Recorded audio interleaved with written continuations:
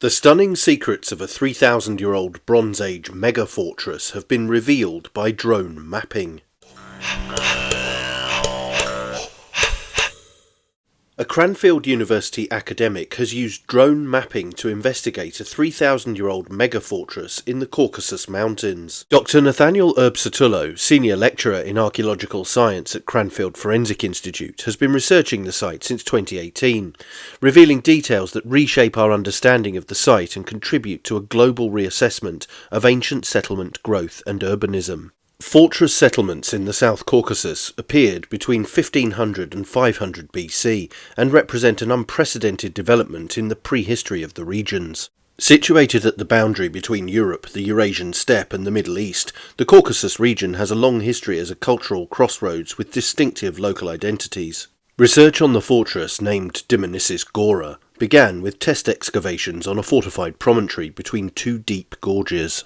A subsequent visit in the autumn, when the knee-high summer grasses had died back, revealed that the site was much larger than originally thought. Scattered across a huge area outside the inner fortress were the remains of additional fortification walls and other stone structures. Because of its size, it was impossible to get a sense of the site as a whole from the ground. Dr. Erbsatullo said, "That is what sparked the idea of using a drone to assess the site from the air." The drone took nearly 11,000 pictures which were knitted together using advanced software to produce high-resolution digital elevation models and orthophotos, composite pictures that show every point as you were looking straight down.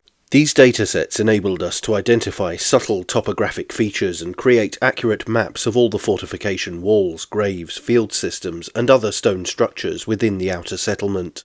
The results of this survey showed that the site was more than 40 times larger than originally thought, including a large outer settlement defended by a 1 kilometre long fortification wall. The research team used a DJI Phantom 4 RTK drone, which can provide relative positional accuracy of under 2 centimetres, as well as extremely high resolution aerial imagery. In order to obtain a highly accurate map of human-made features, the team carefully checked each feature on the aerial imagery to confirm its identification. To understand how the landscape of the site had evolved, the orthophotos were compared with 50-year-old photos taken by a Cold War-era spy satellite declassified in 2013.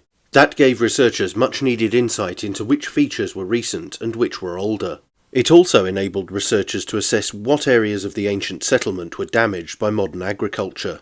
All of those datasets were merged in Geographic Information System (GIS) software, helping to identify patterns and changes in the landscape. The use of drones has allowed us to understand the significance of the site and document it in a way that simply wouldn't be possible on the ground, said Dr. Erbsatullo.